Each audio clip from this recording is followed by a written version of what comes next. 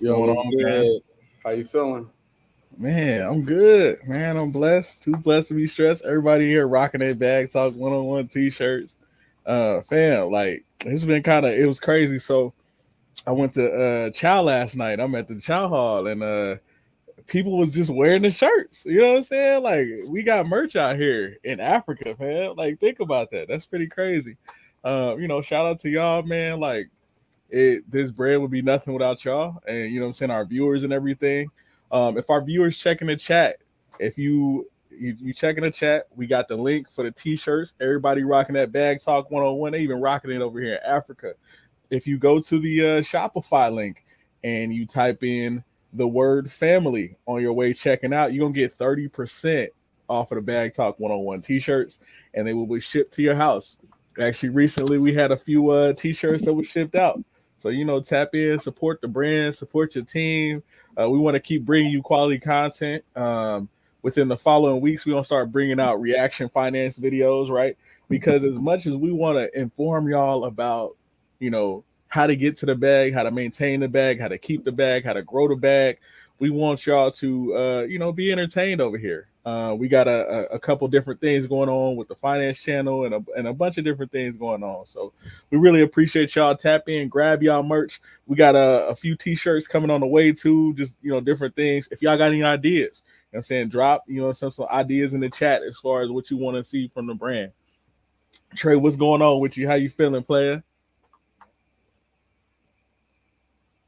Trey, you on mute, big dog? I can't even hear you. Huh? Hey, we're gonna circle the Shawn. How you feeling, bro? I'm all good, bro. You hear me? Yeah, I can hear you. I can hear you. Okay. Trey, you in there? Yeah, I'm good. I'm here. Oh, okay. Yeah, but I'm good. I'm chilling, man. Relaxing. Again, a month away from the wedding. A month away from going back to work. I'm just chilling. I'm relaxing for one more month. Okay, all right. Big dog moves, man. Make it jump in the broom. Is it jumping the broom for guys? I don't know how that works, but Yeah. all I can say, I'm proud of my guy. That's a big step, man. By the time I get back to Chicago, you know what I'm saying, it's gonna be on, man. I recently joined the Project Management Institute, bro. So you know what I'm saying, Chicagoland. So I'm gonna be looking for gigs up there. Trey, what you got going on, player? Chilling, man. Just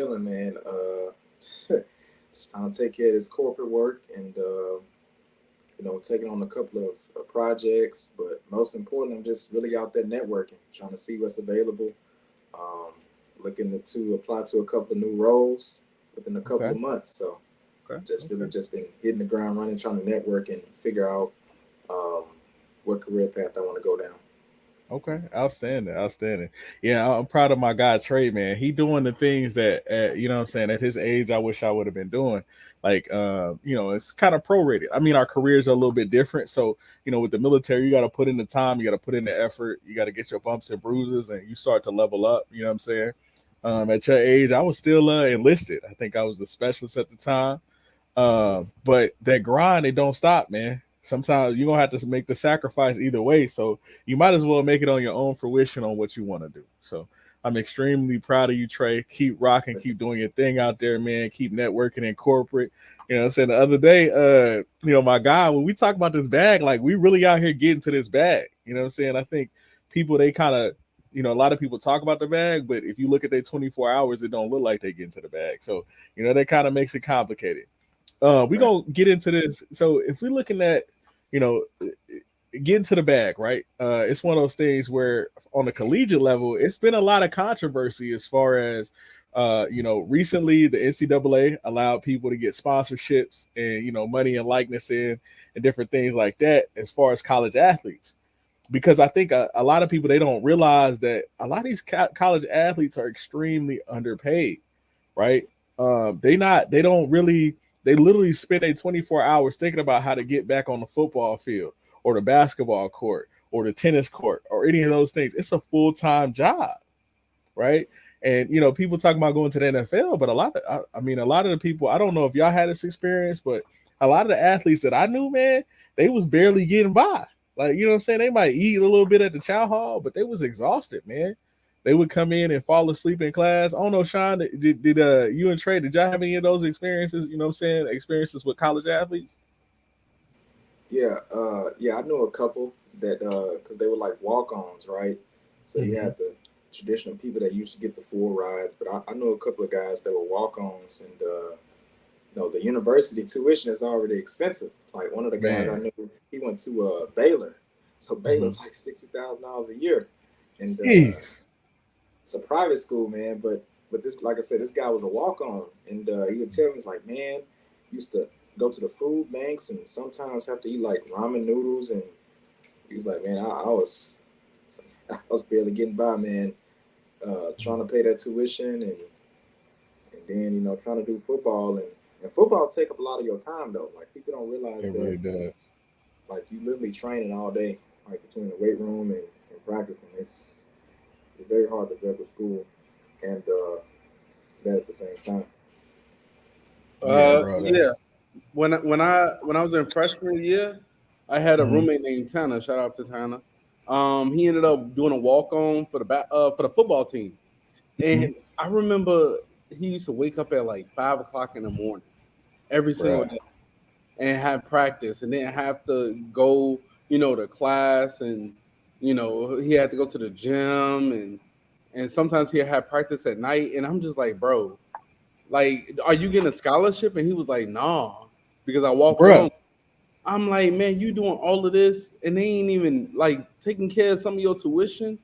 So like that was the closest experience with an athlete in college. Well, and that's tough because that's a real gamble. Like, what I'm saying? I knew a lot of cats that they joined for the clout, so they was gonna do the walk-on thing, and they was pretty talented, but it just kind of took a toll on them in their performance. And then they might bring in another guy from another school who, they were at like, the highest, D1 level, right? Like they was about to go somewhere. So they coming in for 1 year. Now he took your slot and you've been prepping for 3 years. You redshirted your freshman year, right? Because you was injured or you was, you was below the weight and they wanted to kind of get you where you need to go. And all of a sudden this new cat come in, right? And he just more talented than you. That's real life, right? And even though he may not work as hard as you, he still might get a lot more, clout and a lot more playing time, because as you know, the world is full of politics. But as we, we kind of get over and talk about this political lane, it's one of those things where this controversy actually stemmed, Sanders versus Saban. The conversation happened this way because people kind of got upset, that, well, Saban got upset that Deion was kind of getting recruits, but they also don't realize that Deion spent a lot of his time playing two sports. He played baseball at Major League Baseball, and then he played football for the Atlanta Falcons. So he was going back from the Braves to the Falcons during the season to play 2 matches. So as much as people want to talk about the money, we're going to talk about what Saban tried to say about the money. Here we go. Name, image, and likeness to entice a player to come to your school. Hell, read about it in the paper. I mean, Jackson State paid a guy $1 million last year that was a really good Division I player to come to school. It was in the paper, and they bragged about it. Nobody did anything about it. And that sparked a reaction from Deion Sanders, who, first of all, it was reported by Jean-Jacques Taylor of Manscaped.com that it was $250,000 in pending and future NIL payments for the player in question. Travis Hunter, I believe, was his name. What Deion Sanders said, and this gets to the point we were just making, Peter. Coach Saban wasn't talking to me. Coach Saban wasn't talking to Jimbo Fisher. He said, "Put some respect on my name." To his boosters. He was talking to his alumni. He was talking to his givers. He was trying to get money. That's what he was doing. He was just using us to get to where he was trying to get to. Sanders is right. Now, the personal history wasn't there between Deion Sanders and Nick Saban that was there between. So the craziest part about this is he, in a roundabout way, he tried to use, Sanders as a scapegoat because he wanted more money for his players. And that's really where the smoke came from. Like, because, a lot of people might say this HBCU versus, D1, Alabama type conversation. But the real truth is that's not even how it's going, fam. Like, the real conversation is for years, Alabama has had the leg up. from Bear Bryant, I'm saying, all the way throughout history, right? And so when, the NCAA opens up the rules for boosters to be able to sponsor players, like, so what's happening a lot, like locally, like, me and Shawn, we went to East Illinois University, right? It's one of those things where now, like a local car dealership, if Billy, he playing good or bad on the team, right, it's still clout because people like sports, right? They can come to the game, or they can hop on a commercial, get a quick 100,000 wow, right, and get some extra money so that they can eat, right? Because a lot of these college athletes, you got to think about it. Shawn talked about waking up at 5 a.m., and going and doing these things. There is not a direct correlation between the money you're going to make afterwards if your team don't win. So one of the smartest moves you could do is take that money and put it away. Real quick, shout out to Natasha. We appreciate you. Keep up the good work. Yeah, hey, we're going to keep grinding out here. We got more content coming. The more we kind of get things hashed out, the better the brand is going to become. So, y'all better tap in early, grab y'all Bag Talk 101 merch. The link is in the chat. If you want to interact like Natasha is, come on over to the YouTube side, drop your, your stuff over here. We get a lot more support over here. We appreciate y'all. But yeah, so, that cool million, what y'all think about, the fact that, he spoke on his name in an indirect way without actually saying, hey, bro, you cheating. How y'all feel about that? What you got, Trey? Man. I just think it's crazy, man. It's like I said, it's just people playing politics. That's pretty much what I got from it. I mean, man, Jimbo been tripping, bro. Because I know he lashed out at not Jimbo, Saban been tripping. Because I know he lashed out at Jimbo Fisher too a while back. I mean, for real? What was the smoke about? What was it? Just I think it's about I think it was the same thing about recruiting. Ooh, top players moving over to A&M. Same thing. Man, it's just, I don't know, man, with Saban, bro. I mean, like these guys, I mean, Saban. Bro, I think it's weird because he kind of lost the money train, fam. Like, you know what I'm saying? Like his they still got bread though. Like you talking about, so all the like the HBCUs, the average, the average amount of money that each HBCU has for these are their athletic programs as a whole. It's roughly $2 million. In the grand scheme of things, Alabama's football program, way more. $170 million. $170 million, fam. That's like, like that's wild. Like that's like you making $2,000 a year, and you complaining, like I'm over here, I'm making 170,000. I'm complaining about you making $2,000 a year. Fam, like where they do that at? Like, come on, fam. Really? Life is that bad? Like, cause Nick Saban's salary is hella tout. You know what I'm saying? Like I'm gonna look up his salary. Shawn, what do you think about Sanders versus Saban? Like this whole debacle. So to be honest with you, I don't know much about this Sanders versus Saban debacle because I don't really follow football much. But I checked out the video, whatever, and I think students should be paid overall. That's my general thought. I think students should be paid to be professional. At the end of the day, they're still professional athletes, even though they're not in the NBA or NFL or whatever. But they put in work, man, and I think they should get paid. Now, $1 million, maybe not as a college student. Maybe it should depend on what school you go to and how much publicity you're receiving. Because would it be fair for every single student who plays a professional sport or whatever or college sport to make $1 million like your freshman year? I don't know. I don't think that's gonna happen. Especially bro. Some sports don't get that same traction. I think the rugby team has less fans than maybe the football team or the basketball team. But I ain't, no disrespect to rugby because I never play that sport. They go crazy. Hey, that scrum go crazy, don't it? Like I remember, watching them play. Like actually, East Illinois University for a long time, we was like national champions or something like that. Our female rugby squad, like they was some beasts, bro. They was out there getting it, Trey. That was some action you missed. You know what I'm saying? You was a little young buck selling diapers back then. But you know what I'm saying? Yeah, bro. It's kind of crazy because like yeah, it should fit. But we got to remember that only like 7%, you know what I'm saying, of all athletes ever make it to the next level collegiately, right? Like only 7%. That's out of all the people in the United States every year that's graduating. And then you look at the layers, even less than that, even get to play on the field. Because these sports, you got to think about a sport like football, you can have 80 players on the team, and you only got 11 people on each side of the ball, right? So that's only basically only 22 people, you know what I'm saying? 20 to 30 people, including special teams, can actually even get any playing time.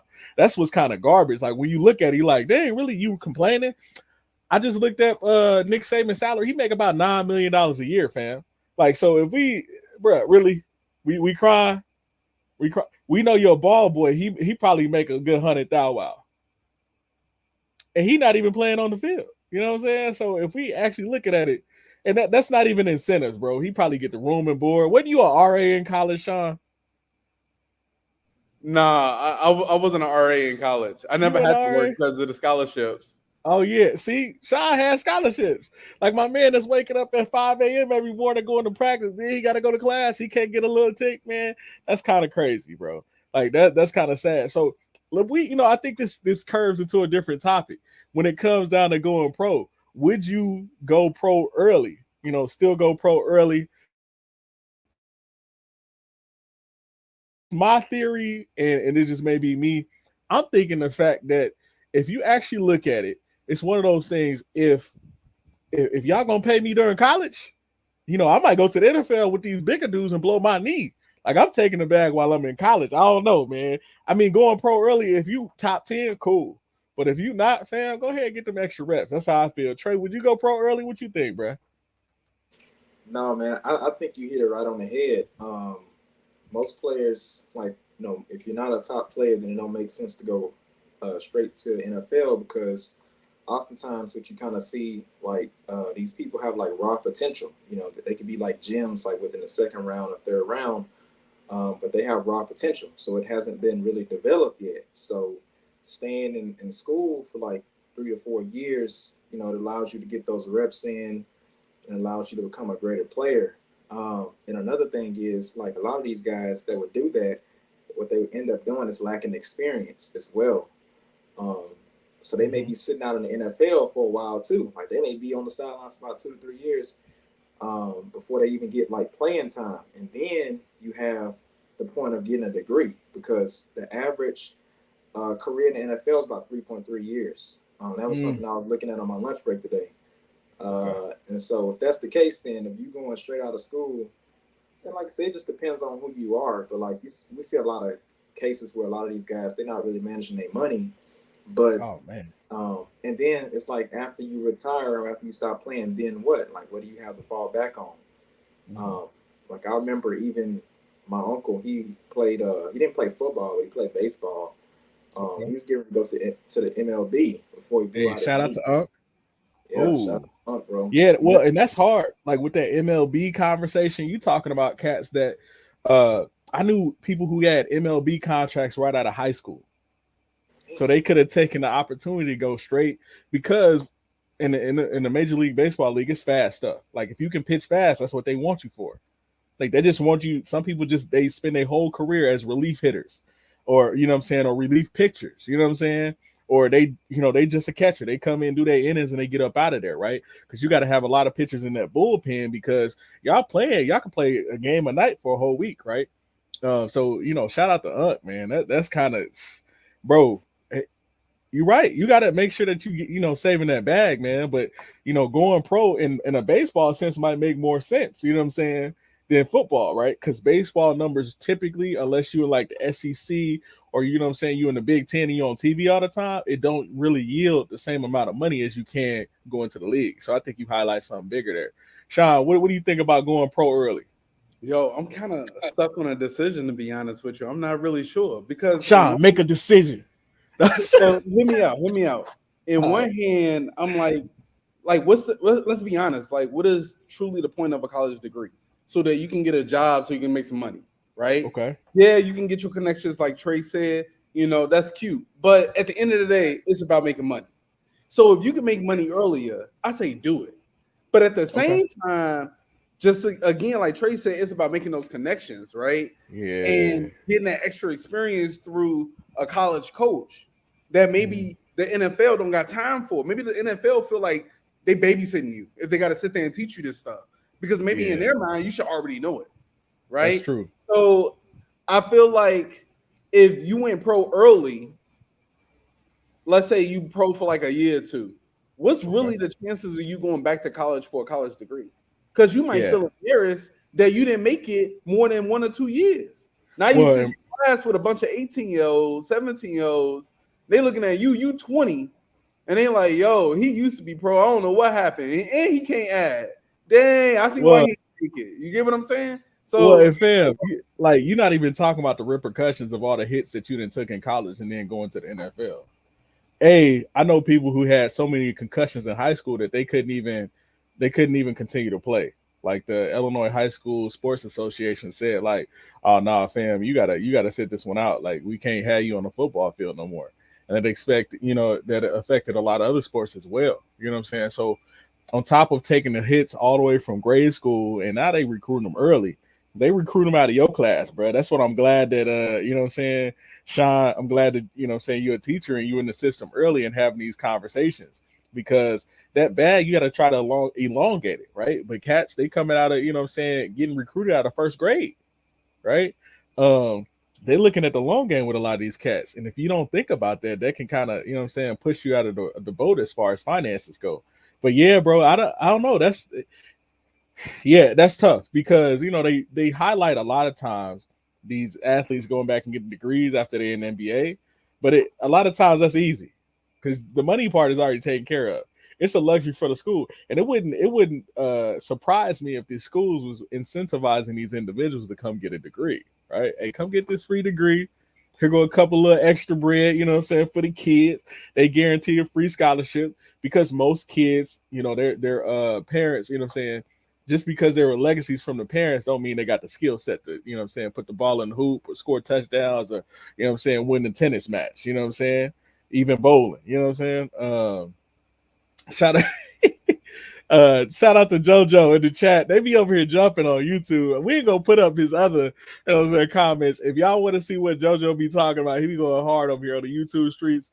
Give us a like, comment, subscribe on YouTube. JoJo is one of our faithful followers. My uncle played football but got cut from the team because he was running in circles due to his bow leg. JoJo wild, bro. JoJo wild. And then he said, Shawn, dang, bro, I'm back in college. Is that how they're looking at me? Hey, fam, it is what it is. Hey, no disrespect to the older people in college, because I feel like I don't know if I can sit in a class at the age of like 40 around some 18-year-olds. I don't think I would be able to do it. But it's about grabbing that degree so you can get to where you want to go. So if you can get past that, then shout out to you. Yeah, fam, you got to stay V-line and focus. What up, Trey? I know you got something to say about that one. Shout out to my guy JoJo, man. My guy JoJo not getting his PhD in gender studies though. My guy JoJo, he studying computer science. So we know he's gonna be getting to the bag when he graduates. Hey, JoJo snapping. Hey, he said, dang, bro, he owe you rent money? You over here, you know what I'm saying? It's huge though, because I had somebody the other day. Shout out to JoJo for stepping back in that classroom, man. That's huge. I had somebody the other day that was like, yeah, you need to go get your master's, do this. And I'm like, bro, it's a certificate world. Like, everything. That was one of the blessings of the beer bug, was the fact that so many things got streamlined online, because so the businesses that wanted to grow and continue to have their thing, shout out to PMI Institute. I'll be taking the project management professional exam to get fully certified, within the next coming months. It's one of those things. Shout out to the Army. They got a course for it. So I get my course hours there. I'm working on Coursera. It's one of those things where it's a certification world. I'm gonna go get a certification in business analytics, right after I get my project management, official certification, right? We just adding up these bags so that way we got options out here. You can go get certifications on your way to a degree to make sure that you leveling up, And it's one of those things where in a certification world, you might not have to sit in a class necessarily, to go get that graduate degree. A lot of times, you just got to think about the fact that, it's different ways to do it. You know what I'm saying? Hey, shout out to JoJo. Yeah, bro. Hey, stay on that tech stuff. That's what bag talk is for, man. We want everybody to elevate their bag. You know what I'm saying? In any way that they think is for them, right? Some people it's active investments. Some people it's passive investments. Some people is, going back and getting that degree. You know what I'm saying? Salute to JoJo, man. Hey, salute to you on your journey. If you got any questions from us, you know what I'm saying? Y'all got our email, you know what I'm saying? It's going to be in the chat. Hit us up. And we'll provide y'all feedback and try to, guide y'all a little bit along the way. Because, we do come from different pots. What you saying, brother? I want to say a lot of times you kind of learn on the job too. Like that's been something that I've been learning in corporate, right? Because like they teach you all this in school. And then like I remember on day one, like they was breaking down like all this other stuff that's associated with like retirement plans, like 12B1 fees and talking about IPCRAs and all this stuff. And it's like, damn, I only been taught like the surface level stuff. So this corporate stuff, you kind of like, damn, I'm back in school. They walking up there. Like my professor got a marker and got the whiteboard breaking it down. I'm like, okay. It's like, yeah, man, that degree you got, it ain't. They say it don't mean nothing up in here. Yeah, bro, and that's tough. That's tough. That's tough, bro. Well, but it do. Like, I think the cool part is you got both. Like, if you actively engage in that type of environment where your money is coming from, it changes the game exponentially. Because the more that I realize, the more that I sacrifice, the more that we talk about these different things, the more opportunities like, hey, go here. Hey, you want to do this? We'll pay for it. Hey, you want to do this? We'll do. But I had to eat. You know what I'm saying? I had to go through the slog to get to this point. Sometimes we forget and we quit on our plans and what we're trying to do, and we don't really get there. You know what I'm saying? So, Trey, what do you think? So do you think that big universities, still have the advantage as far as the money bag goes? Or you think, it's cool because, you could actually go to a D1 and be second string and actually just get to the bag? How do you feel about that? Man, I think honestly, bro, like for the most part, I think it's the big universities, man. I mean, like that's just one of the best places to go to kind of build your brand because everything is already like running. Everything's already set up. Like from a college perspective, they got the bigger budgets. Like Nick Saban, like Alabama, for example. Everybody know Nick Saban. He's known worldwide. Big facts. The scouts, I mean, all the scouts are looking at Alabama players. I mean, all the coaches in the NFL when draft time come, they watching who coming out of Alabama. And I mean, just going there to build your brand, I think that's the best way to go. Any big school, you look at somebody like a Derrick Henry. He went to Alabama. He did well, man. In the NFL, he balling out.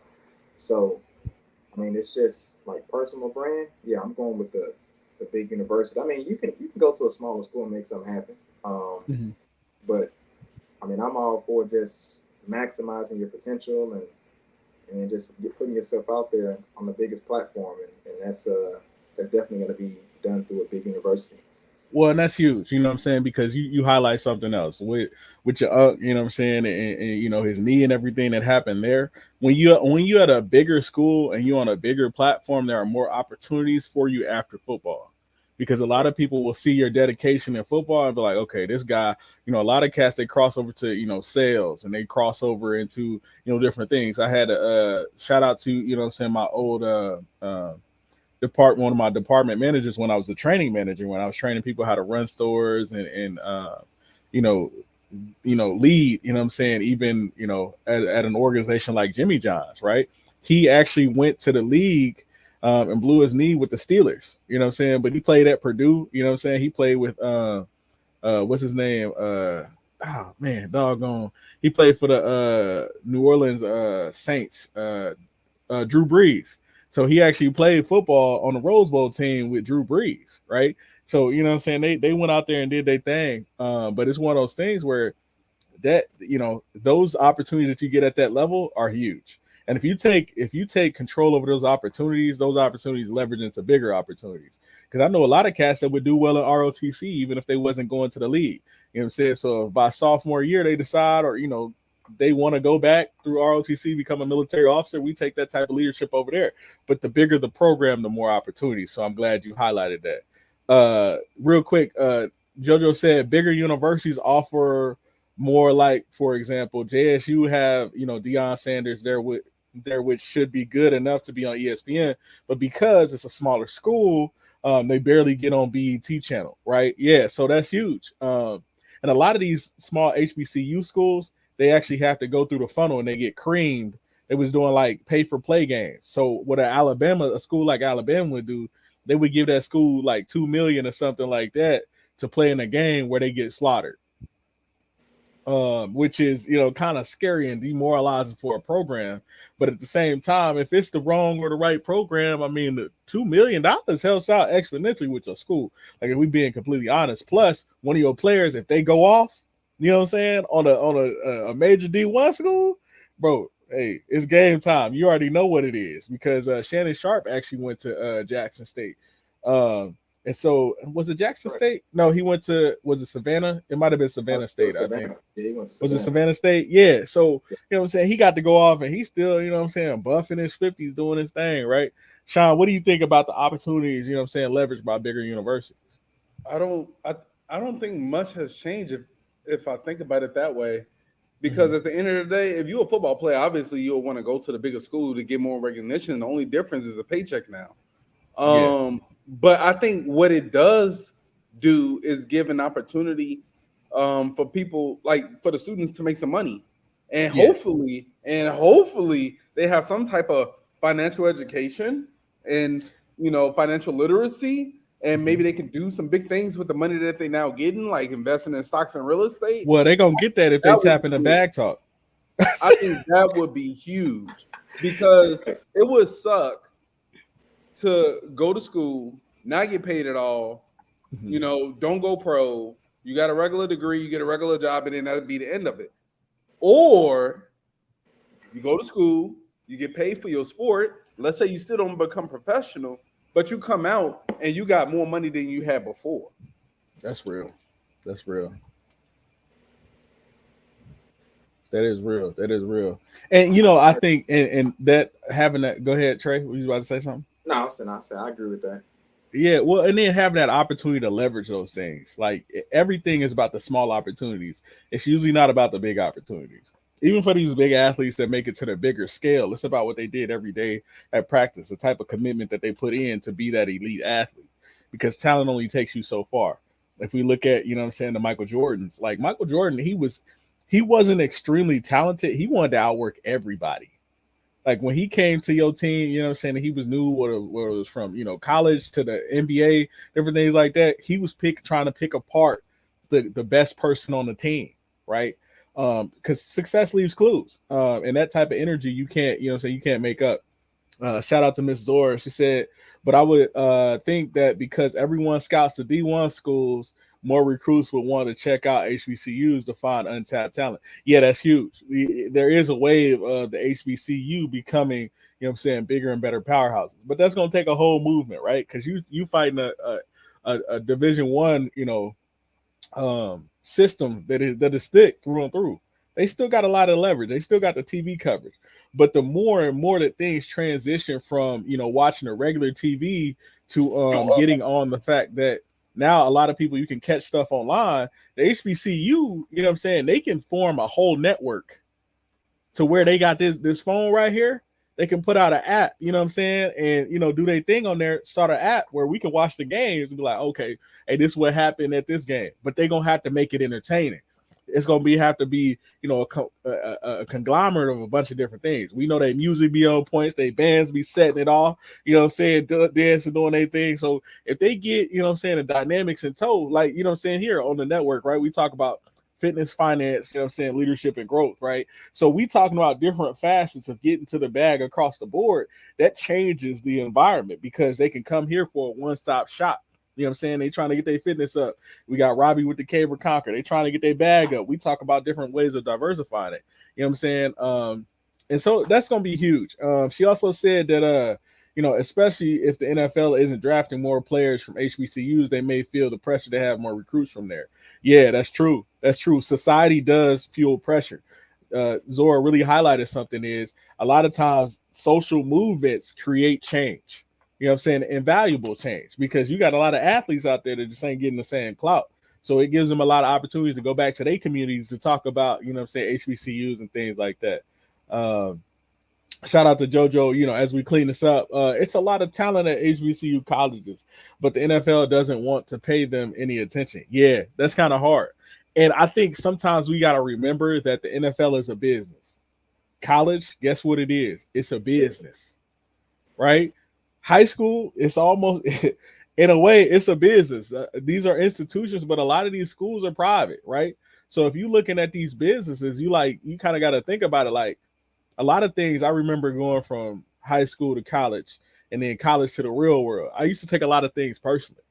But then when I realized a lot of things are just business and they doing what they need to do to try to feed their families, like it's a totally different beast. Because as much as we want to, you know, dream world and pretend like everybody taking care of us, we got to take care of and look out for our own best interests.